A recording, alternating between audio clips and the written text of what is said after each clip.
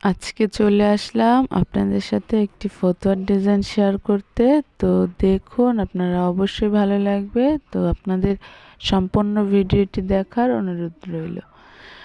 তো আমি আগে ড্রয়িং ভিডিওটি শেয়ার করেছি, এখন করছি পাতা, ডাল, ফুল এগুলো কিভাবে সেলাই করব সেই টিউটোরিয়ালটি। তো অবশ্যই আপনাদের ভালো লাগবে। ভালো লাগলে আমার চ্যানেল বা পেজের সাথেই থাকুন।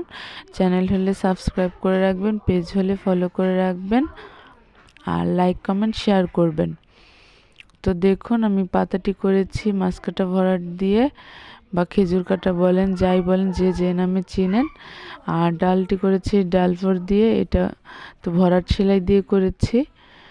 তো ভরাট সেলাই দেওয়ার পর আমার মনে হলো এটির মানে আরও সুন্দর করে তোলার জন্য কি করা যায়। তো আমি তারপরে পাশে একটি কালো কালার সুতা দিয়ে রাউন্ড করে দিয়েছি। তো সেই রাউন্ডটা করার পর অবশ্যই দেখুন আপনারা কেমন লাগলো। এই তো রাউন্ড করা হয়ে গেলে আমি বাকি আর একটু কাজ বাকি আছে, ওগুলো করব। তো আর ফেসবুকে যে ইদানিং কি সমস্যা জানি না, ইদানিং না, এই সমস্যাগুলো থেকেই যায়। যেমন নিজের ভিডিও করা, তাও আসে আনঅরিজিনাল কন্টেন্ট, এগুলো তো মনিটাইজেশন পেজের জন্য খুব খারাপ। তো আপনারা অবশ্যই আমাকে সাপোর্ট করবেন যাতে আমি একটু এগিয়ে যেতে পারি। আপনাদের সাপোর্ট ছাড়া কিছুই সম্ভব না। তো আশা করছি আপনারা আমার পাশে থাকবেন। ভিডিওগুলো ভালো লাগলে অবশ্যই লাইক কমেন্ট শেয়ার করে রাখবেন।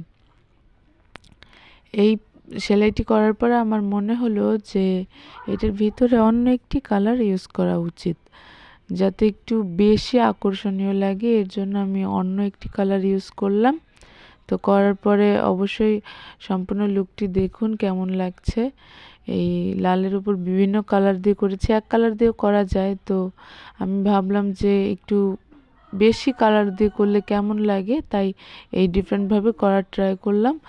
এটা নিচে আমি আরেকটু এঁকে নিয়েছি। আমি 2 বছরের বাচ্চার জন্য এই ড্রেসটি করেছি, ফতুয়াটি করেছি একটি ছেলে বাবুর জন্য।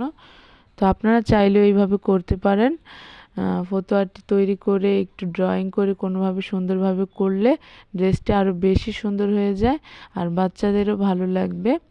তো আপনারা নিজেরা করতে চাইলে ট্রাই করবেন। আর নতুন নতুন ভিডিও পেতে আমার সাথেই থাকুন, পাশেই থাকুন।